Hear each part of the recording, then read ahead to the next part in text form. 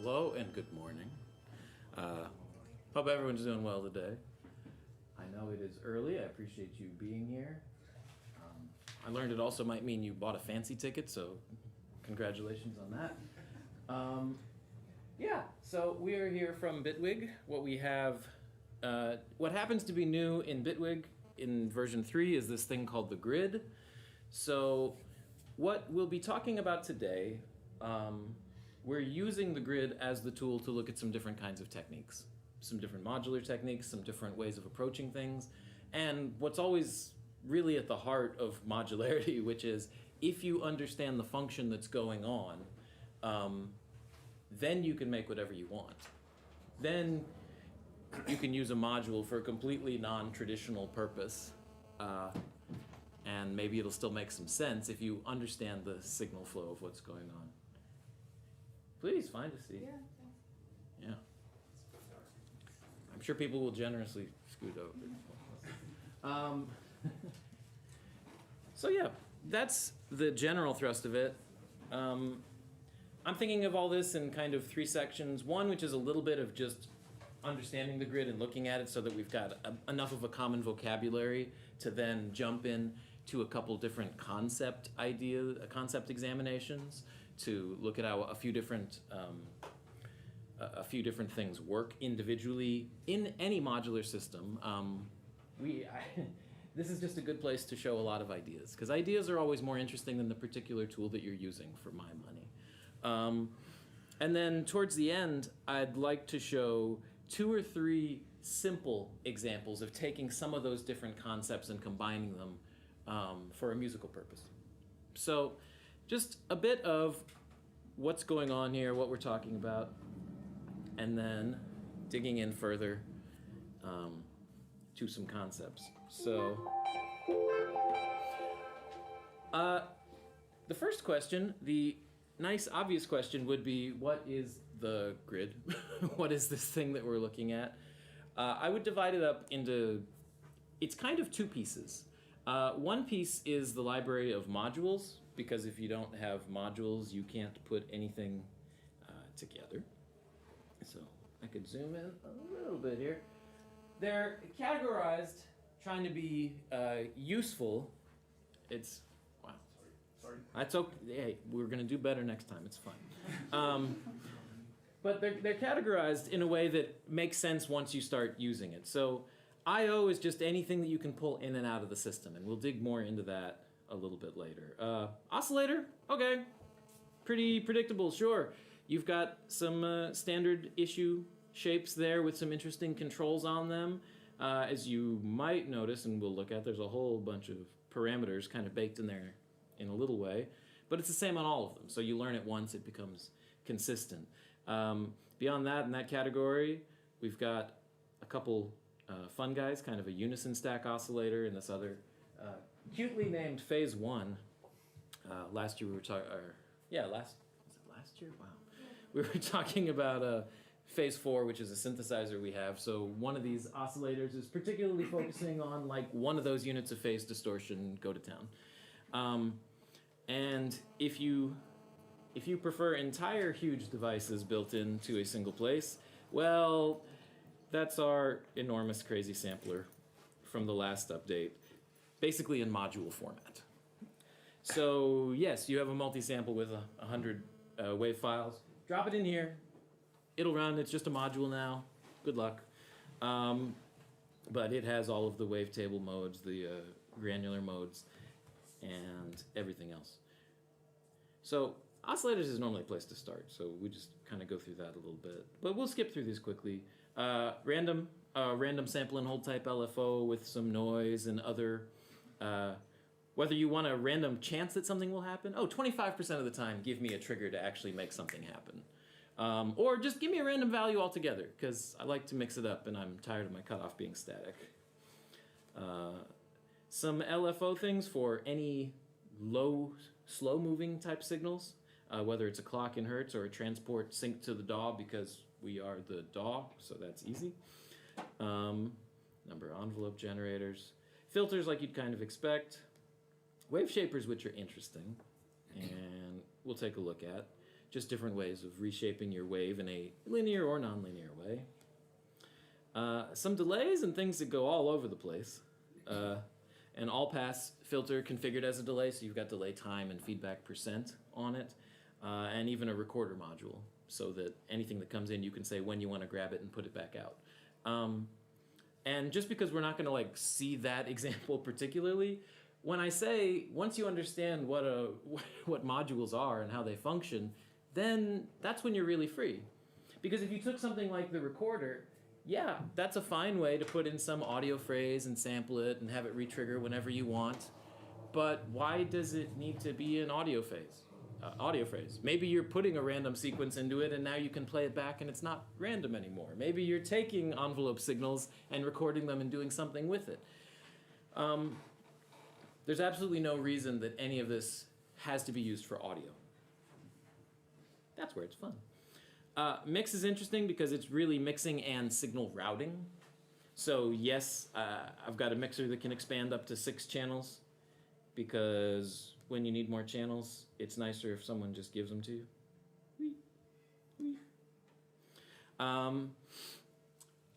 Or maybe I just want to mix 2 signals in a crossfader. So a blend module. Yeah, we're seeing gestures already. We'll dig into that pretty soon.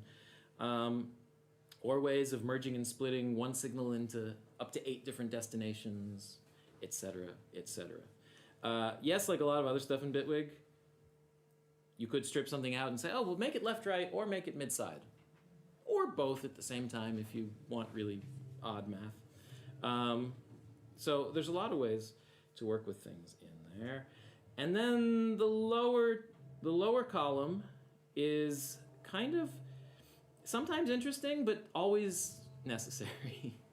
Meaning level, pitch, math, and logic. Okay, what are we talking about level? Well, you're just dealing with things in the amplitude domain and affecting it. So some of these are more clear than others. Sure, a clipper where I can set a particular level and it's just going to cut everything off at that point. Or sometimes I want to scale by percentage with like an attenuator, just say how much signal, but sometimes I'd rather do that in decibels. And sometimes that's configured to an audio range, like -infinity to +6 or +12.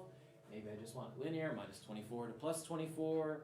There's enough different ways that you have to deal with things. The point I'm trying to make here is all of these on their own terms are fairly understandable. Not too many of these modules are huge and complex, because in the end, it's your job to make something bigger, or huge and complex, or whatever. Modules need to be building blocks that work. They need to function predictably and easily, and sometimes they need to be boring so that you can do the interesting thing on top, instead of one little module being like a dazzling. That's not what we're going for. Interestingly, let's just throw that one in for fun. The AM-RM, the AM-RM module that's just letting you crossfade between, oh, just give me the carrier coming in. Why don't we, for display purposes, have a second signal. Or I want, at 50%, classic amplitude modulation, so it's working like a classic VCA altogether, but we've faded our way there. Or fading up from amplitude modulation to ring modulation. Some people call it balanced amplitude modulation. But once you have those positions in between, you have a lot more sound design possibilities. So a whole bunch of ways to deal with level, whether it's sample and hold, or simply hold, which is a little different. The pitch guys are fun. We'll look at a few of these specifically, so we'll come back to that. Yeah, you gotta have math. Nobody gets scared. Sometimes people get scared. There's no reason to be scared. Okay, be just a little scared, maybe. Straightforward stuff. Bigger functions, if you're trying to build a particular algorithm in, it's just nicer that someone gives you a floor algorithm sometimes, or a ceiling, or a round, so that I can set a relationship and already have that there instead of taking 5 modules to make that relationship. These are fun. Sometimes you have a bunch of control signals you want to go somewhere. And like Mixer, sometimes that means you just need a lot more inputs that you just want to add all of them together. So there will be more inputs. Some other unit converters and that sort of thing. And then finally, the good stuff, logic. Are these signals equal? Is this greater or equal to that one? What is the exclusive OR relationship between the two signals coming in? Will we use a couple of these today? Yeah, why not? They become necessary. And then on top of that, some other simple for logic signals to just define the length of a pulse coming out of it, or to set up a repeating gate signal over and over and over again. So, almost a binary oscillator, I suppose. So that's a little bit of rundown of what the modules are. But the other part of what the grid is really the gestures of making this what I would describe as, I mean, it's a modular environment. I would describe it as a modular sound design environment. You know, the whole point is that you can get audio, you can get sound, you can work with things quickly, and that you're focusing on making an interesting sound instead of trying to reconfigure the module system to make sure you have audio coming out. You know, there's a lot of systems out there. Some of them you make things completely manually. Some of them help you a little bit more.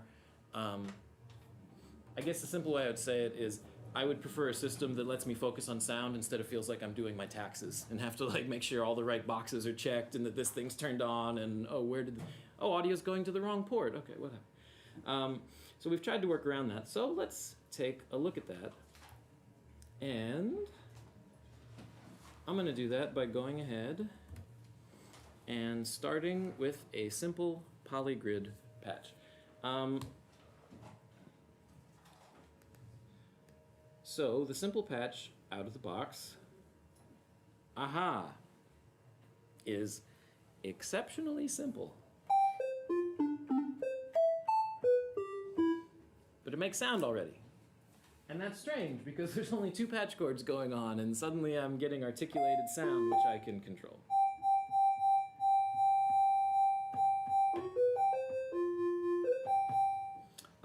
A small mention on why this is so simple, and then after we cover a couple other topics, we'll explode this briefly.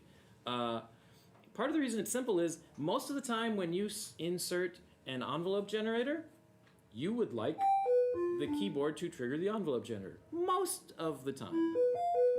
So this little icon sitting here is actually what we call a pre-chord. It's a patch chord that's already in place. It's been done wirelessly, so you don't have to look at a patch where every single envelope generator has something coming from keyboard gate to go across it. If I disable this, sure, the keyboard is no longer having any effect. So you can do anything you want. You can still use the port there for some other signal, or you just turn off this normal. So it saves some visual clutter on that. Similarly, the oscillator is tracking the pitch of the keyboard because, yes, there's a pre-chord. Now it's gray.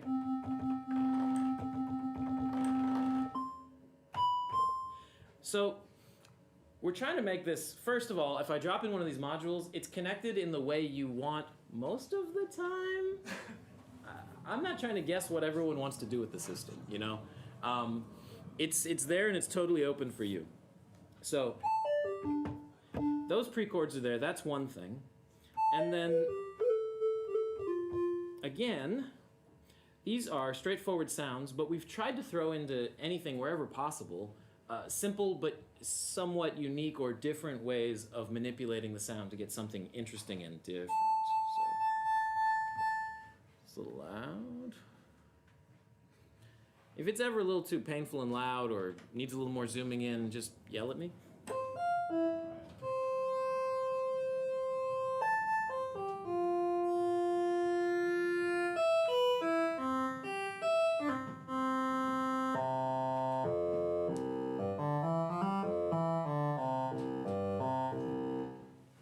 I wasn't trying to make my triangle wave into an English horn, but there you go.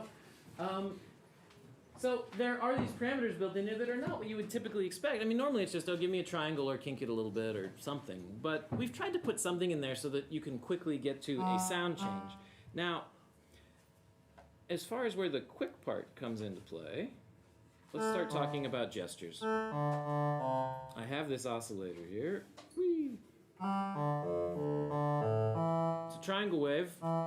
Maybe I want to try something else. So if I were to take the pulse wave and drop it on top of the triangle wave, Notice where the parameters are that I have changed.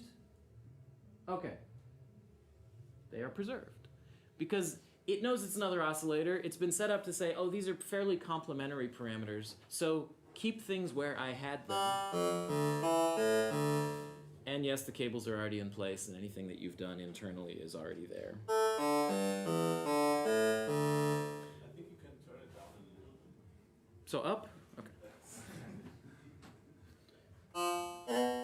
Well, no, I'll turn it down a different way.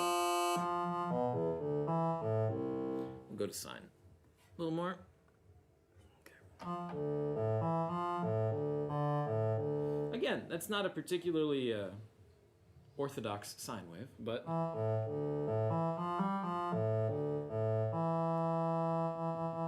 now if I decide I want to insert some more modules, maybe it's time to play with shapers. One thing that's interesting is, and again, it's a workflow deal, I can drag this where I want in the chain, and oh, you're dropping it on a port. There already happens to be a cable there. Maybe you want us to help you out with that. I'm just going to hold a note.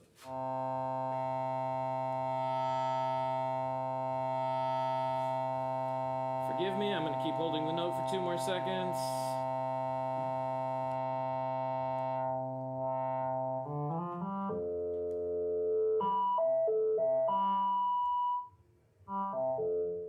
That is a very resonant fellow there. So, yeah. You drop something in here, oh, we can sense that there's chords running through here of a certain type. We probably should reconnect them and keep them going. And oh, you don't even have to play another note. The sound's just going to keep going, so you can keep tweaking sound.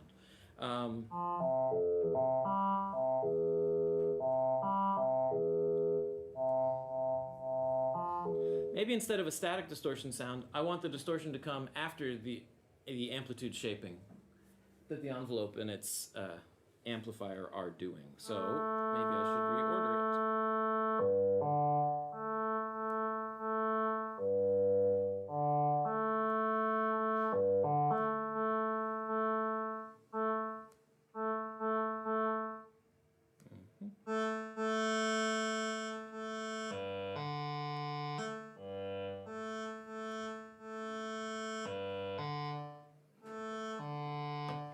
So again, things can be dragged around easily. Maybe it's time for some other crazy nonsense.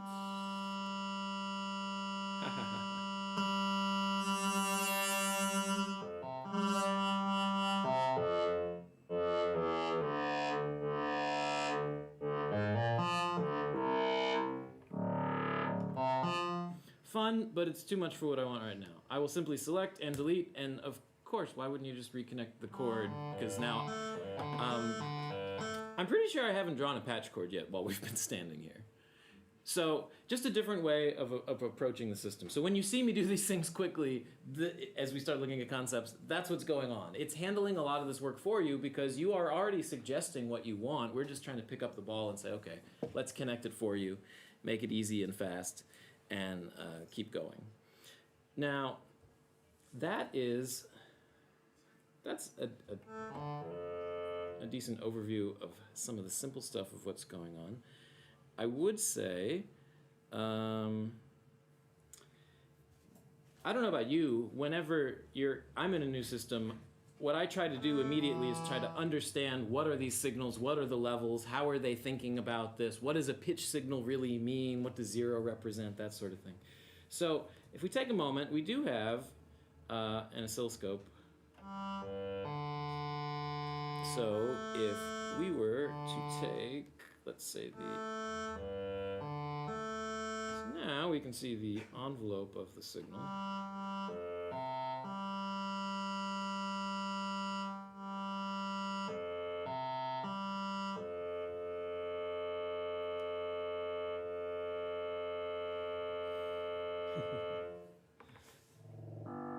Why does it look funny? Because it's tracking the pitch I'm playing on the keyboard, but I transposed it down 2 octaves. That's a little prettier.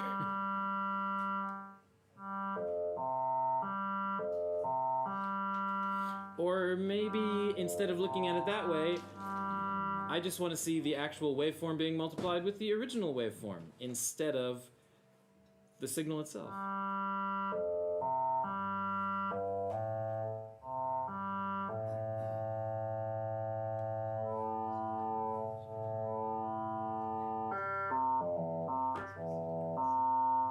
Now, that is all well and good. That might be what you expect, but a little bit more of features we're going to use as we go. There is an inspector panel in here. And if I do call up the inspector panel and select a module, such as the AR over here, it does conveniently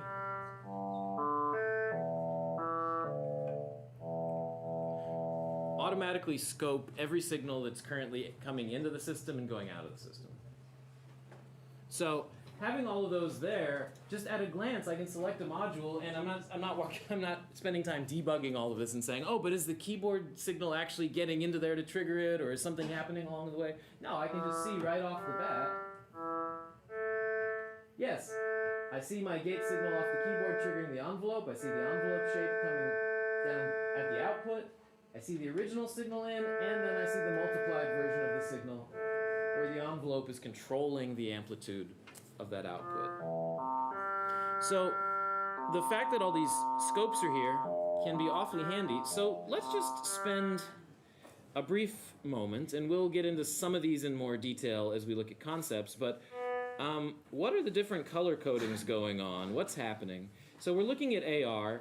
He's got a yellow input port for gate. And when we were looking just briefly over all these logic modules, there's a lot of yellow stuff over here. Yellow's a logic signal, meaning it's high logic or low logic. It's going to be off or on. Is the keyboard gate being triggered, yes or no? You could think of it as true or false. Signal-wise, it's 1 or 0. Internally, it's is it at or greater than 0.5 or not? So, yellow is for logic signals, like we had over here.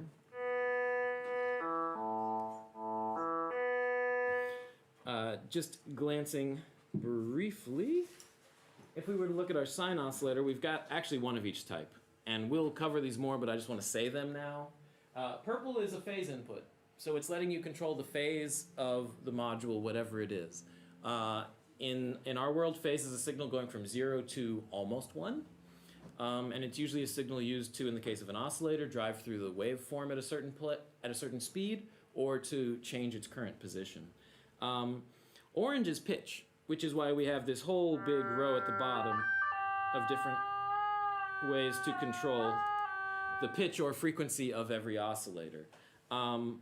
So pitch in Bitwig land is essentially every 0.1 value is an octave. So if you take a regular signal from -1 to 1, that's 20 octaves worth. So we're just dividing it up and using the even places in between, or the places in the middle, any of the micro pitches in there, to control the pitch. For everything else, these are this turquoise color because that's just the default color for control modules. If I did decide I wanted to change the color of this module, then those port colors are going to follow as well. It's just a signal port. There's no particular rhyme or reason to it. It doesn't have a perfectly prescribed range. It doesn't have a usage until you connect it to one of those other ports or an audio output.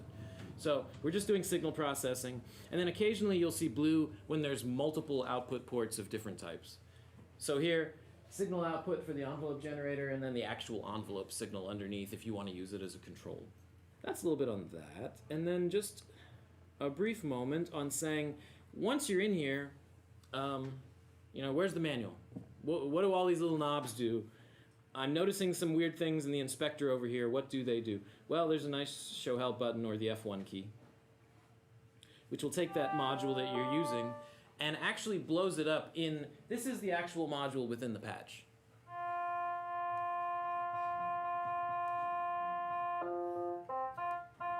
It's just a different way of looking at it, with full details on the parameters and their ranges, the attenuators and their ranges, the different inputs and outputs, what functions are going on. And it also highlights whatever's in the inspector, because sometimes you're just working and you don't see those extra settings over there, so it's a nice reminder that these things are here. Oh, I can actually change the slope of the okay. Oh, that's nice. Oh, and I see now up at top, there's that little dot moving. So, okay. Somebody was tricky and snuck in a tiny little dot so that you could have a control on the top level. It's just a nice reminder of any of these things, because you don't You don't want to have to remember them all the time. And then whatever you select, if I just arrow around the patch and hit F4, or F1, F4, I end up back here. Sometimes when the parameter's a little strange, like setting a ratio for an oscillator to adjust its frequency, there'll be some examples, etc. But again,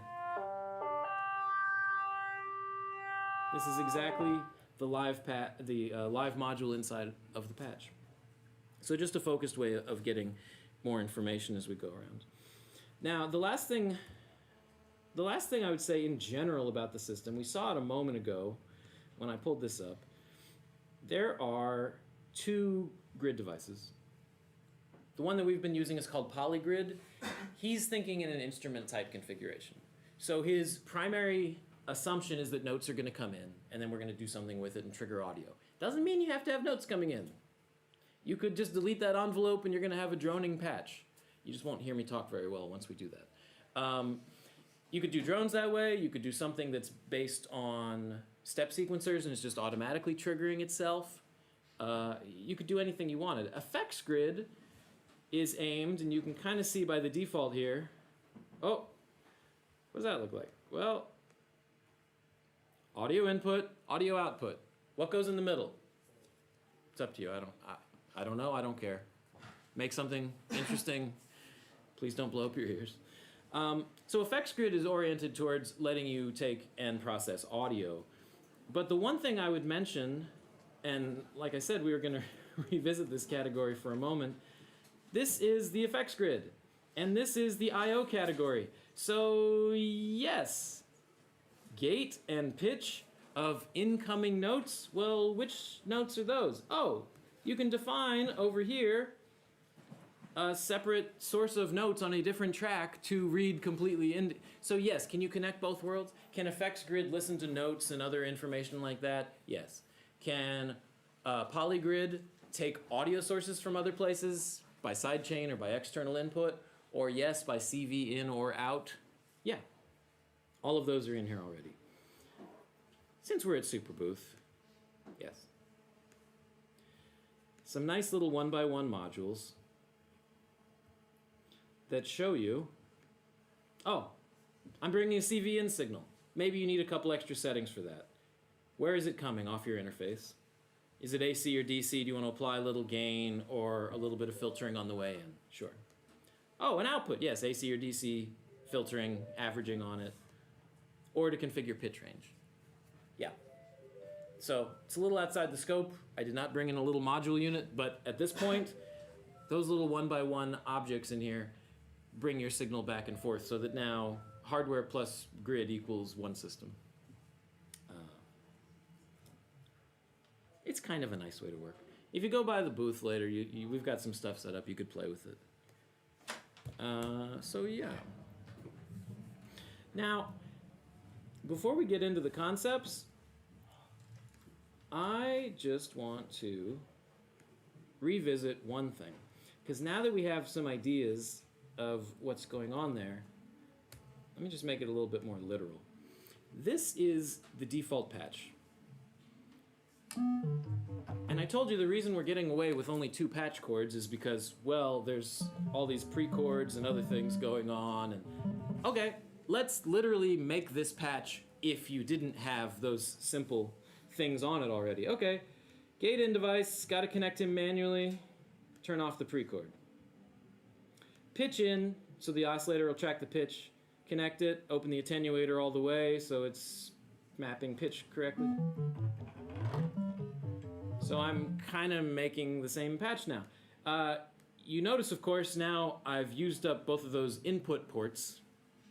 So maybe I want to be able to still use them. That would mean I probably need to add this with another port. And oh, I had an attenuator over there, so that probably means I should have... Oh, I skipped ahead. I should go ahead and add a level control and then multiply by that level control. Okay, now that's my... Oh, we can be so helpful. I will make it orange, as that is my new pitch input. So this is kind of what's already in the system to begin with. How do I get an extra port over there? Well, that would mean I probably want to do a logic relationship that either signal coming in will happen to trigger it. Now there's my second one.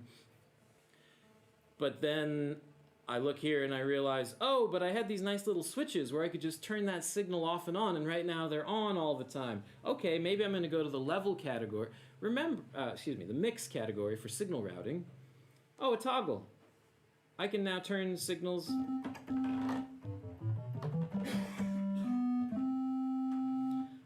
And this is partly just to get an appreciation of what's going on in all of its different dimensions, but also these modules, I mean, it's in something called mix. Most people out of the box are going to go, oh, audio. No, you have a signal going through, you want to turn it off? Cool, this is your guy. You have an OR relationship? Yeah, that's for your keyboard gate signals. Why not? We haven't even talked about the fact that you've got an auto retrigger pre-chord on there. So I can go ahead and throw him over there, put it here. He was off by default. He was yellow. Oh, and by the way, do envelope generators have signal inputs? No, sorry, Professor had for 2 seconds. You cannot run a signal through an envelope generator, so this obviously has has an amplifier attached to it. So what are we actually doing? Well, this is the actual signal path of what's going on. I'm just double-clicking and moving cables, so I am generating an envelope signal and then using it as a multiplier. Okay, this is a lot closer to what that simple patch was to begin with if we had to make it all each time. So just an appreciation of, yes, everything's of a different type and you can use it for whatever purpose you want. And also, the focus is on quickness and sound design. You know, you can still undo all those things. You don't lose a lot by not making it this way. That's an interesting sentence. So we've got some different ways to control this, and I'm just going to leave that over there for a moment. And we can start looking at some concepts. Maybe I'll come back to this patch. That whole octave thing. There we go. That's much prettier.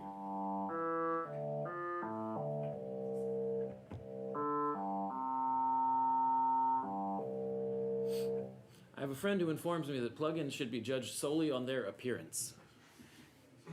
I mean, I'm guessing everyone has someone like that in their lives. That's what the waveform is reminding me of. Okay, so to some of these additional concepts that are that we can explore now. One is the idea of stereo. So something I haven't mentioned yet about this system in particular, or just the way you work half of the time. Oh, I've got this whole thing, and now maybe I want to duplicate the whole chain and make it a little bit different for the left and different for the right. A nice feature of the grid is that every patch cord you see here, every signal going around, is actually two things. One, it is stereo. And two, it is 4 times your currently set sample rate. So yes, if you have your system running at 96K, then that's, what, 380? I'm not going to do the math. But everything inside of the grid is running at 4 times that, not just because, oh, now the output quality is so much better, it obviously gets downsampled, but if you're doing modulation relationships and other things, you alias a lot quicker than when you just get to the sample rate Nyquist. So it needs that to do the extra math and have well, the best possible sound quality. The nice thing about that is the way we've made it, it basically takes the same processing as if you were running 1 signal through it. We're just running 8. Because when you open up the grid, it looks at your processor, figures out what it is, and says, oh, let's compile things to do math exactly the way this guy will in an optimized fashion. So that's the non-rocket science version of it runs lots of signals real fast. But that also means if every cable is stereo, it would be nice to have some easy ways to manipulate things in stereo. So for example, if I come back over to the sine wave guy, who again is not a very well-behaved sine wave, I have this frequency control here. So if I just pull it up, it's doing what you think. Oh, I just kind of feel out of tune or bloated or something. But a little hint to the user there, why do you need a bipolar signal that's showing you positive and negative? Oh, because it's a clickable button. Because sometimes you want the left channel and the right channel to be opposite. And now, thanks to our wide stereo field in here, you can hear that, yes, there's a way to directly affect the channels independently straight from the front of the module. So it's a nice, quick, and easy way to do that. If a lot of our modules are made to think in that way because we support stereo directly, so there's a way to easily work with stereo. Let's try a different example for a second.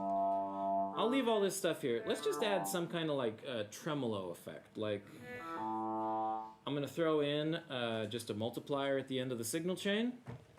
I'm getting no sound because times 0 is no sound. Good. Hey, don't do that. And then if I pull in an LFO module,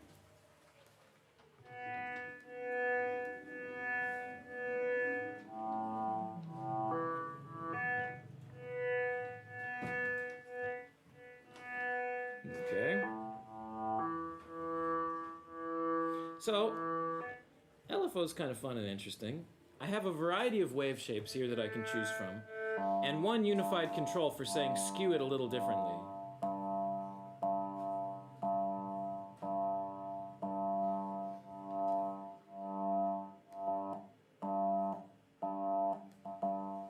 I like this guy. We'll come back to this guy. Okay, a little sharp. If it's too quick of a transition, then the level category will probably help me out. Maybe I throw a little lag in here to say slow down that signal so it's not such an abrupt transition.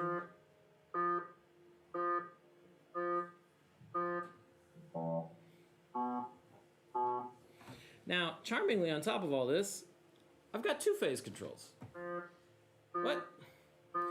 One, which will nicely be visualized of what is the position of the waveform itself.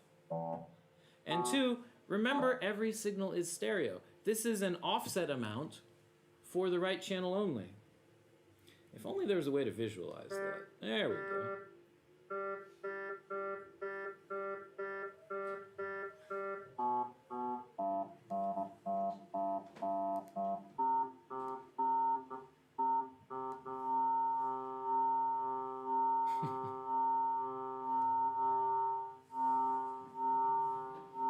Lots of ways to make a simple fake stereo image now. Yeah, 180 degrees, why not? Oh yeah, I'm the DAW. Good.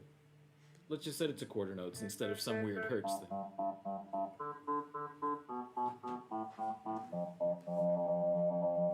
Bipolar, yeah, that'll work.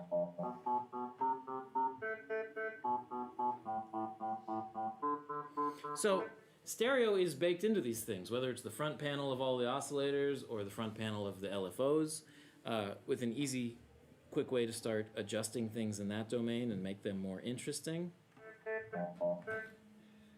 Now, this is a control signal. When I say all signals are stereo, it's not just audio signals. It's every signal. So, I got my sine wave. I've got a constant in the pitch category, which just says, I'm going to set a number, but I want to set it based on like a semitone. So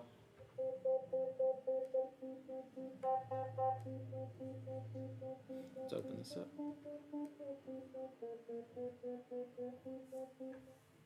Okay. Just another way of setting a value.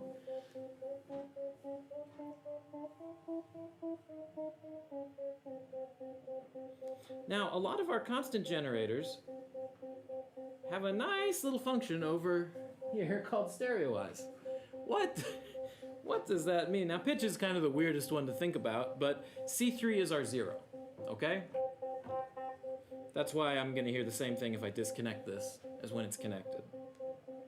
So if I click stereoize, it's going to fold around 0. So now, if whatever the value here is will be used for the left side, and the opposite around C3 will be used for the left side.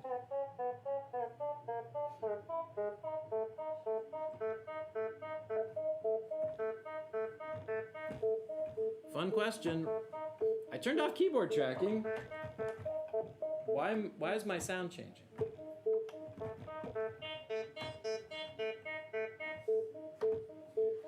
Well, because my filter has a nice little keyboard tracking control as well, because pre-chords are all over the place and life's easier that way. Okay.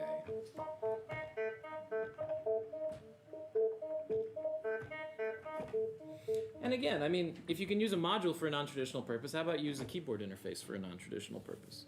It leads to different, more interesting results. Before we look at phase, remember this guy? We left out stereo. Okay. Let's see how the copy logic does here. Let's go for that. Just one toggle. Oh, that was my mistake. Just one toggle. One attenuator. Okay. There we go. That's pretty good. Duplicate everything. Maybe we go over here, say we're going to use this as the left channel, this is the right channel. Okay. That's a little bit better. So yeah, that default patch of 3 modules and 2 chords is kind of this if you start looking at it and thinking about what's going on. Again, the focus doesn't have to be on complicated. It can just be on, let me get some sound out of it. So, that's kind of fun. Now, let's talk.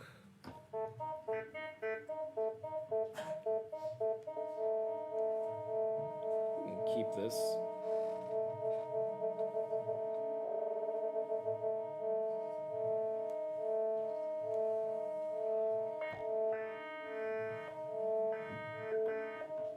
Okay. So this idea of phase is interesting. If you're used to traditional, the traditional way that a lot of modular things, whether it's a step sequencer or whatever, thinks about position and advancing, is it's usually a trigger signal coming in saying, okay, now I go to the next step, one of these gate signals we were talking about. Next step, next step, next step. Since we live in this place that has the potential to be sample accurate, why not make it sample accurate? And why not make it easy? So we focused a whole lot on phase as a concept altogether. Now, like I said a minute ago, it's a signal between 0 and 1. And if I were to drag a step sequencer in, you will see, let me pick a starker, maybe that's a little easier to read. Why is this already moving? Oh, pre-chord. Okay. There's a pre-chord. You throw it in, it's already going to be in motion. What speed is it moving at? Well, that's the current tempo of the session. So out of the box, you insert any of these step sequencers, any of the sequencer modules under the data category, and it is automatically syncing exactly to a 1-bar time span. Can you change that? Of course. The device itself happens to have a setting over here that says, oh, I would like to last for 16 16th notes. Yeah, that's a bar. Maybe I only want 8 16th notes. That would make it twice as fast. Okay, now it's going twice as fast and cycling through twice per bar. Oh, I did not mean to go to 99. Okay. 16 16th notes is sufficient. So, on the simplest level, this idea of phase lets you keep things synchronized in a to the moment, to the point kind of way. So a step sequencer is a decent example for that. Why don't we go ahead and connect it?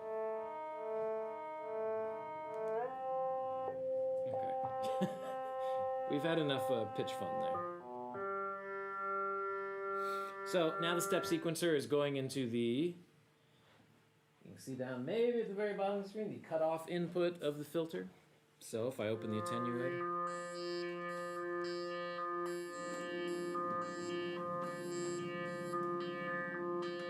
or maybe I want it bipolar.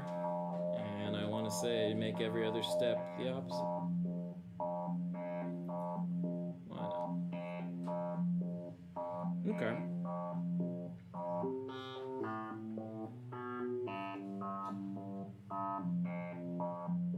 So, I've got my step sequence there, I've got my signal going out of it. Now, like anything, what's interesting is actually affecting the signals instead of just letting them go through. So the default is saying 1 bar perfectly synced phase ramp, but until we have that phase ramp, we can't really manipulate it in an interesting way. So I'm going to go ahead and under the LFO, slow moving category, transport, who looks a great deal like the device phase settings that I had a minute ago. Oh, 16/16 notes and maybe an offset, so it starts 3/16 notes back or forwards. Oh, and 16/16 notes. Okay. So I've got the signal generator. It's just nice to not have to add him every single time I drop a sequencer in. So if I turn this off, no pre-chord, no motion.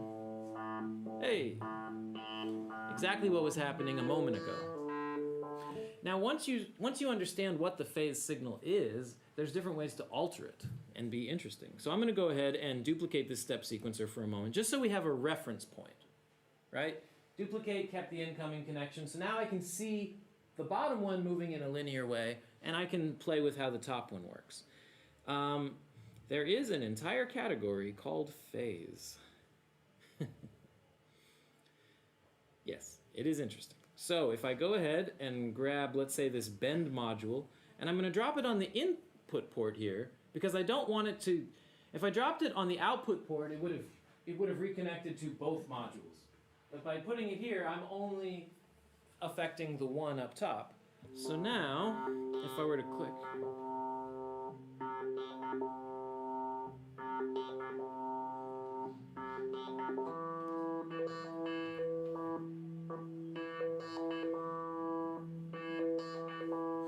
still perfectly in sync, like you see. I mean, you've probably played this game before, but the interesting thing about irregular rhythms is if they happen regularly, they become regular. All right, I got a bend going on. Maybe I want to do something a little different or crazier. Oh, mirror. Okay, that sounds fun. So if I bring this level up, you can even see in the hint here, oh, I'm going to go through the read phase and then kind of come back a little at the end and then start over.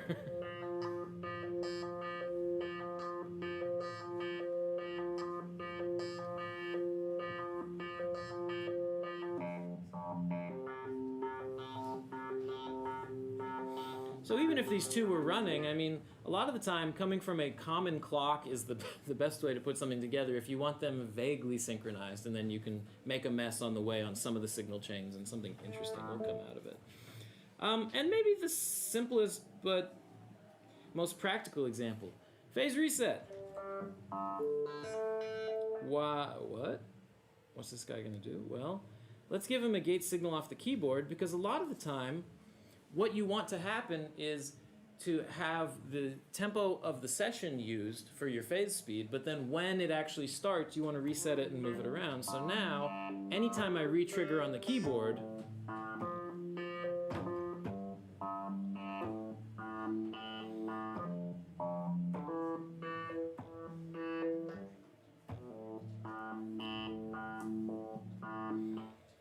and maybe this is a good moment to say, oh, I'm just going to select my device. He's monophonic and he's called polygrid. That's weird. Okay. Maybe I want more voices.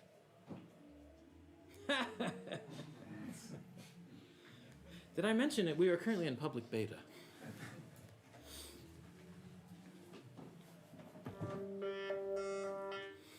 So,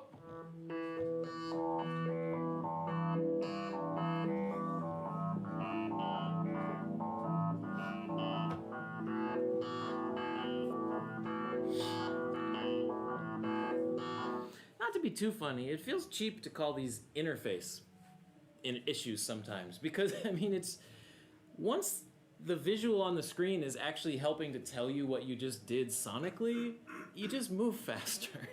When it can give you that feedback, it's just nice.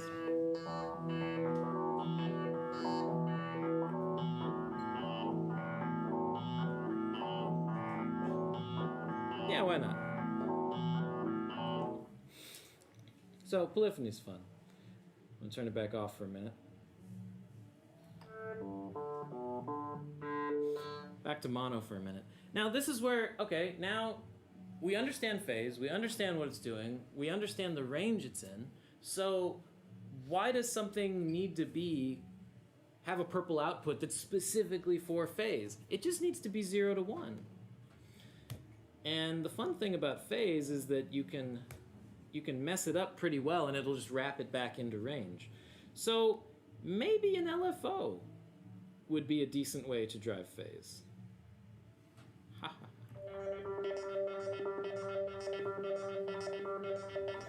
Okay, let's go back to that We Are the DAW thing.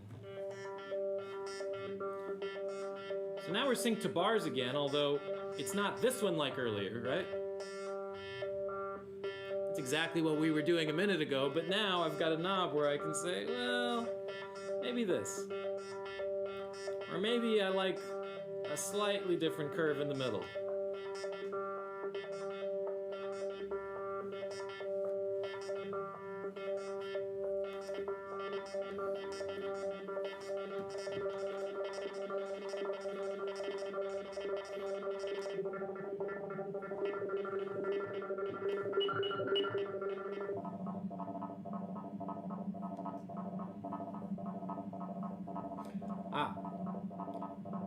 Bitwig has always had this idea, well, since version 2, called modulators, that sometimes our instruments don't have LFOs because sometimes you don't want LFOs and sometimes you want 15 and you can do it either way.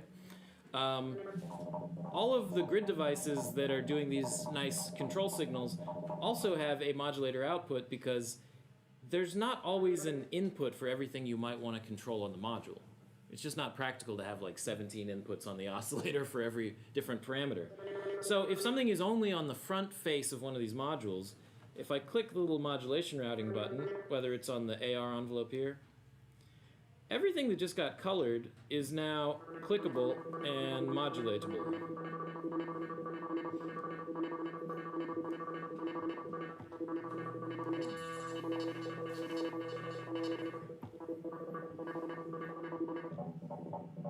Yes, everything.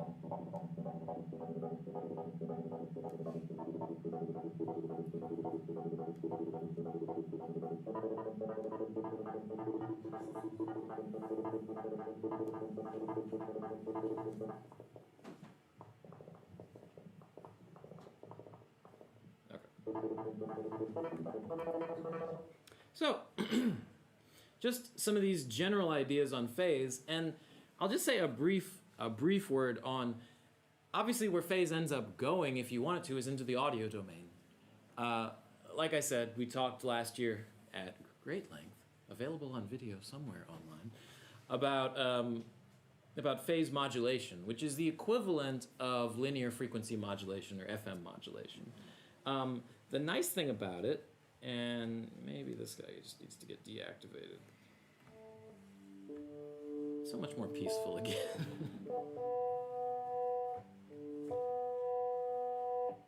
So we do have these phase inputs on oscillators as well. So there is an entirely separate purpose of using it as an audio signal. So if I went ahead and say, hey, I would really like a second sine wave, and please connect it to a reasonable place.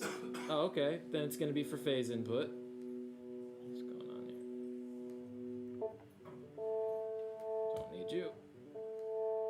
So if I open that attenuator, oscillator 1, well, let's say it the right way. The carrier is now being modulated this amount by the modulator oscillator.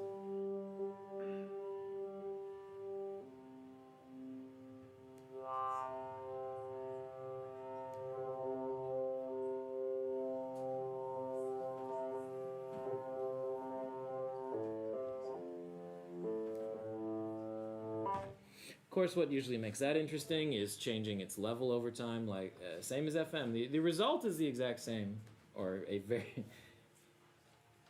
generally unnoticeably different from FM. So let's just do a very slow attack time, maybe curve it down a little bit, so that the modulation will grow as we...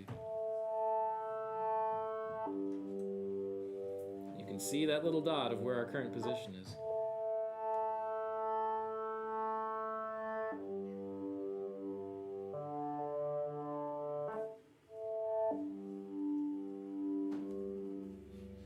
Yeah, maybe he needs to come over here a little too.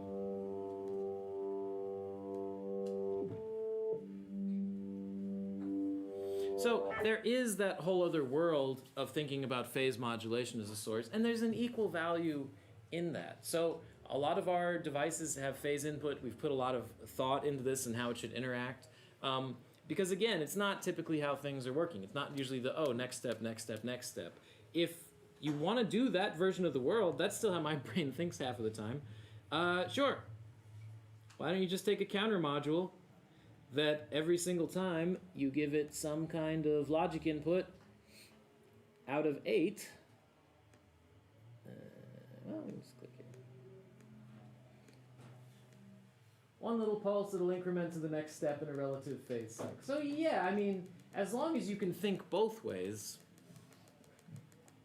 we're defaulting to the one with a high level of accuracy. So that's a bit of an exploration on concepts of phase in general. And then the one other I'd throw in here is just the idea of non-audio filtering, right? Because we're talking about how do you use modules in a way or that you can understand them and then repurpose them all together. So I'll start with the simplest classic example. I mean, what is a filter, right? If I throw in a sawtooth for a second, and I'm going to go over into my filter category and drop a low pass to the output, the charming part is I'm not sure we even need to listen to it. Let's just bring it down here somewhere. Okay. So, take a look at its signal.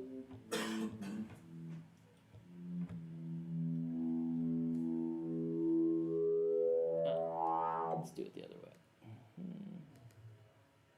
Let's be a little more readable. So again, that's not what we're hearing right now. We are simply looking at it.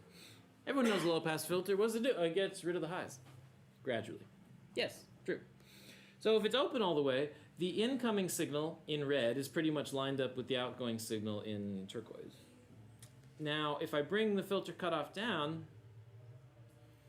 what you see visually, it's just slowing the signal down. It's saying, no, don't go all the way to that next value you've received. Go part of the way to the next value and just integrate along the way. So if we bring this cutoff down, all we're really doing is slowing the signal to begin with. A filter is already doing this out of the box. So in a very similar way, if we're thinking about non-traditional ways of using sounds, maybe I'm going to go ahead, turn off keyboard tracking, just like phase a minute ago. If we insert the signal, then we can manipulate it. Okay.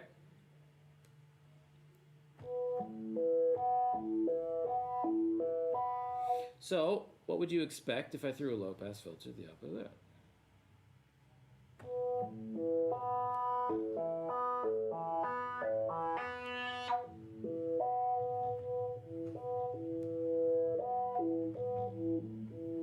Some amount of portamento, because all it's doing is taking the signal coming in and slowing it down. Now, all of these things are related. Do you necessarily want to put something that you're setting cutoff and frequency in to say, oh, what's the timing of my glide? Maybe not. So another whole way to switch out modules, if we were to right-click on here, different kinds of related modules will appear. Yes, there are some filters, but also an averager or a lag module. Okay. Lag might be the better way to set portamento most of the time.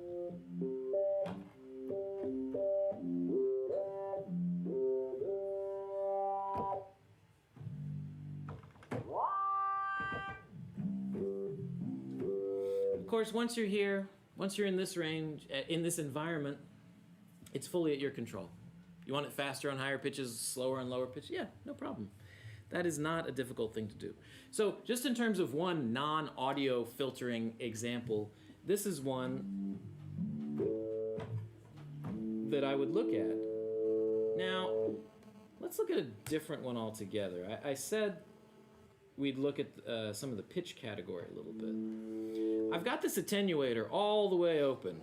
because I was connecting manually the pitch signal, and it needs to land on exactly those right notes to actually be the right pitch. Otherwise, it's going to be a little sharp, a little flat, well, everything's going to be too close together, most likely. So if I were to throw an LFO itself in here and move it over, let's keep it color coordinated.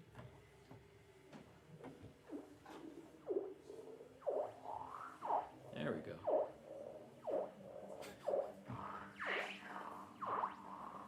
So that's what happens when you control the full signal width of pitch, 10 octaves plus or minus.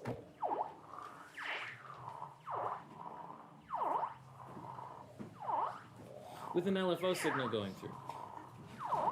Now, the pitch category is here to help. It's here to think specifically in pitch terms. So if I were to take a pitch quantizer and drop it on there,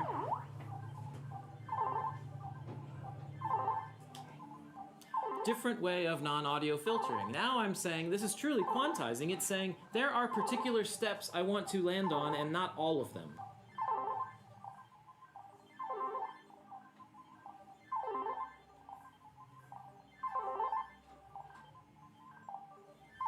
Now the range is a little bit crazy. So most of the time, right? Oh, the attenuator, the range is too big. Wait a minute, remember what I just said about pitches need to land in pretty particular places? That's not the same. It's not rock and roll. Okay. Pitch scaler. I've got a unipolar signal coming in, and now I can define in nice pitch units exactly what I would want the start and stop. What should 0 be equal to? What should 1 be equal to? Scale it in these terms and let me just think about how it should sound.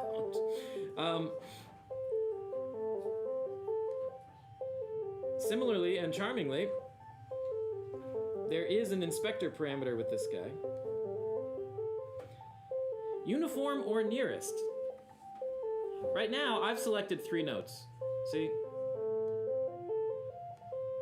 You could pick whichever ones you think are good. So if it's only 3 like this, right now it is doing a uniform distribution. 1/3 of the time I'm playing this note, that note, the other. Doesn't matter their spacing. Well, sometimes, again, irregular rhythms, just play the nearest note. So don't be 33%, just stay there until you get to the next guy.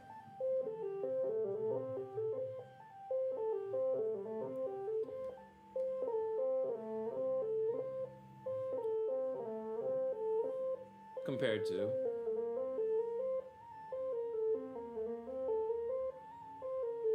yeah.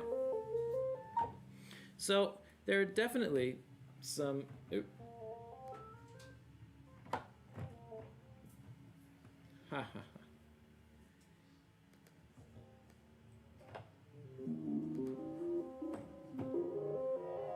So there are definitely some different considerations in there and ways to deal with how am I thinking about what does filtering mean?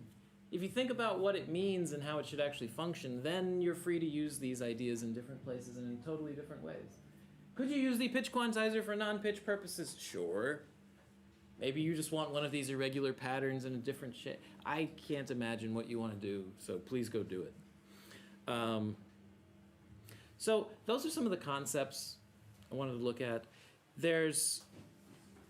I'd be happy to end with 2 or 3 short examples.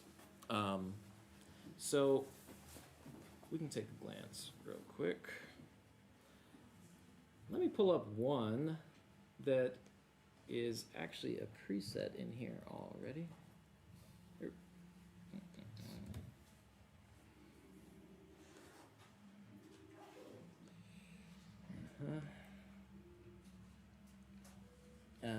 This guy?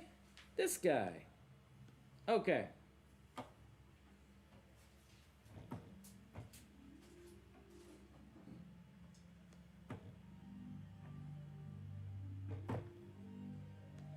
Because it's a little similar to things we were just talking about, so let's just take a glance for a minute.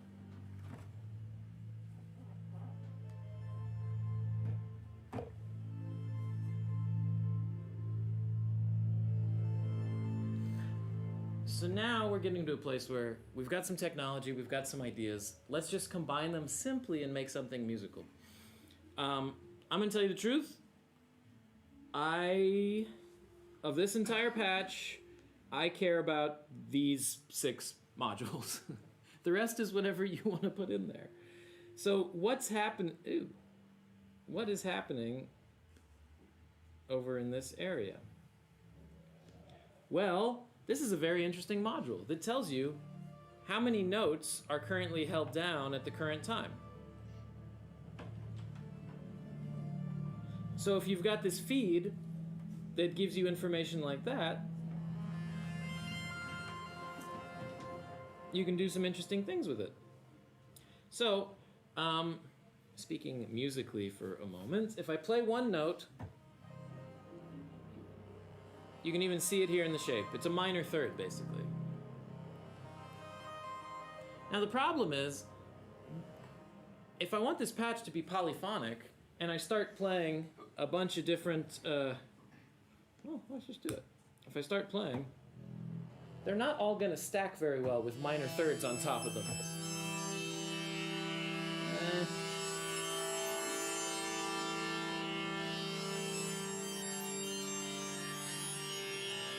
It feels out, like all the scales are kind of jumping on top of itself. So, we've got modulation signals, right? We saw modulators earlier. This guy, at the wee end of I/O, lets you take any signal in your system, use it as a modulator to control other devices. So, let's just take a look for one brief moment. How many keys are being held? Is that greater than 1? If I'm playing more than one note, change my harmony because it won't sit on top of itself anymore. So this nice little modulator here, if I mouse over it, is basically saying, hey, turn off the minor third, it's a slightly darker shade, I know it's a little funny in here, and turn on the 5th instead because those stack quite well.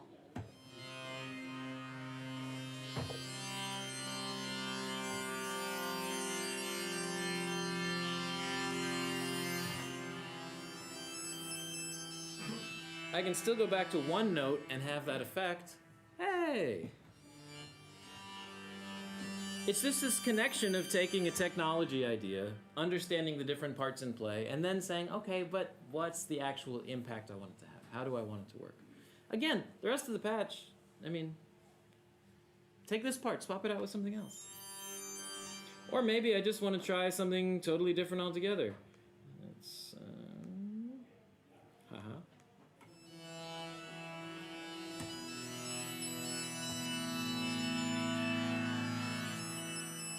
It's easy enough to switch these things around.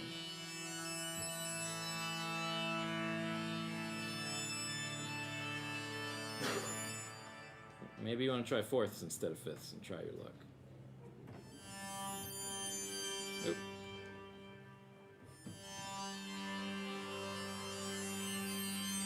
Or both.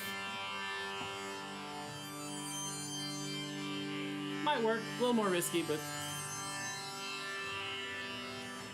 buyer beware. I leave that part up to you. Let's just look at one more example then. I want to make something simple. Something that I was asked by a friend about the other day, which is, hey, your envelopes don't loop. They don't have a looping setting on the current envelopes that are in there. And the unfortunate answer in a modular system is, well, it does if you make it loop. So let's just walk through the logic for a couple seconds.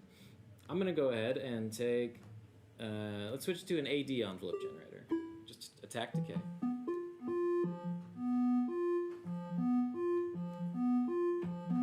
So if I want this to loop, how do I want it to work? I'm going to think a little bit mathy for a second. Okay, when it gets to the end of its cycle, then I want it to re-trigger if I'm still holding a note. Okay, that's not bad. How do I tell if it's gone to the end of its cycle? Well, that's the only place where the output value should be 0. We've been looking at these oscilloscopes of different shapes and sizes the whole time. Once you start getting into comparators and stuff, you're trying to find particular numbers.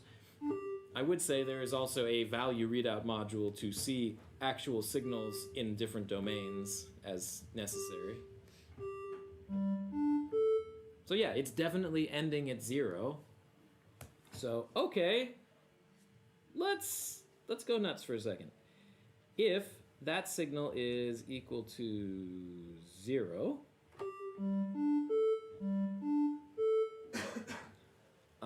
and I'm still holding the note down.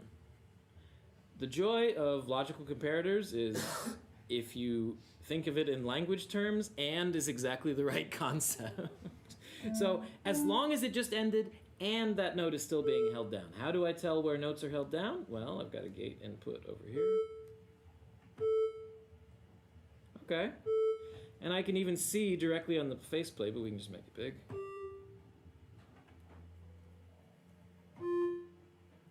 Okay. Note's still being held down. They're both true. I let go of one of them. Oh, it's not true anymore. Okay. Cool. That seems about right. Another common request is to have feedback signals in here, to be able to route outputs back to inputs somewhere along the chain, not to the same module necessarily. And there is a way to do that, and that is to insert the long delay module. So put some delay, even if it's short, to break the chain and let feedback be possible. Okay. Because now I need to insert this output to say, oh, but then trigger the input again. Okay. I'm going to think ahead.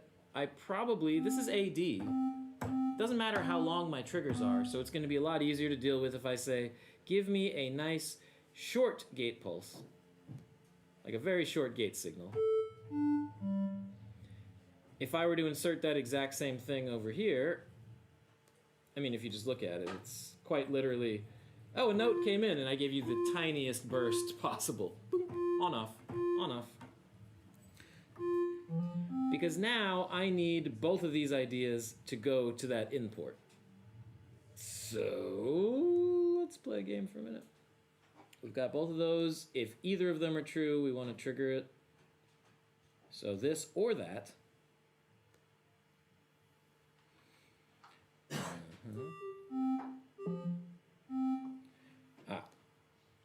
But I want the full signal over there because I need to know if the key is still being held down.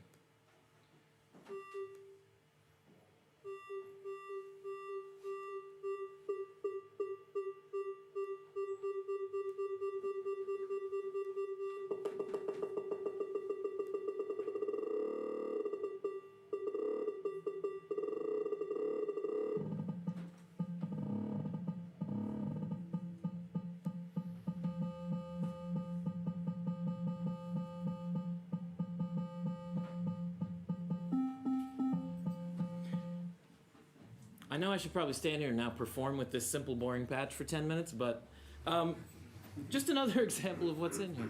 So again, the idea is whatever environment you're in, there are concepts that are consistent.